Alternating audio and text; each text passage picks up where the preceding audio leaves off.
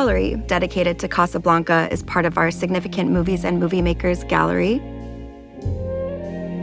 We want to remind our visitors of all of the things that make this movie an enduring classic, but we also want to educate our visitors about the overall context in which it was made against the backdrop of World War II and the refugee crisis. Casablanca was released in 1942, and it is very much set in the time in which it was made. It's set in Casablanca, in what has become a refugee town. Half of the characters in Casablanca are desperately trying to get out, and the other half are kind of preying on the characters who are trying to make it to safety.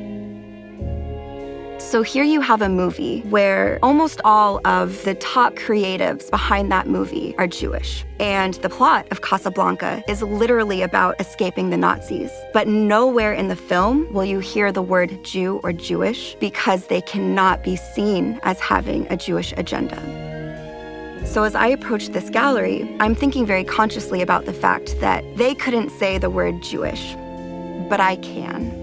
And it was really important to me to bring this context back to a discussion around Casablanca to show the significance of the Jewish identities of the filmmakers, to show the stakes, and to show how this affected the plight of Jews around the world at the time. With the coming of the Second World War, many eyes in imprisoned Europe turned hopefully or desperately toward the freedom of the Americas. So in thinking of how a visitor will experience this gallery, I wanted it to be kind of twofold. There's one aspect that is entirely experiential. I want them to just feel lost in the setting of this classic film. Of all the gin joints in all the towns in all the world, she walks into mine. You must remember this. The other aspect of the gallery is a more educational aspect. I will be going into some selected stories of some of the émigrés among the cast and crew.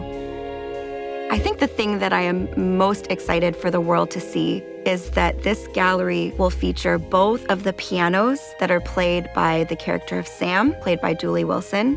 There's one piano from Rick's Cafe in Casablanca, where most of the film takes place. And there's another piano from the flashback scene in Paris.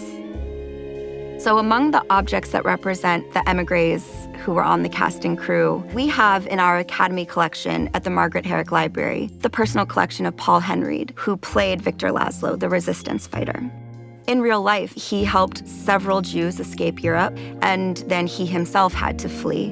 We have his real-life immigrant ID card from when he came to America. One of our lenders is Stan Brooks, who has in his collection a prop passport that was made for the character of Victor Laszlo. So we're displaying these two objects side by side, one real-life immigrant ID card, one fictional passport for a fictional person.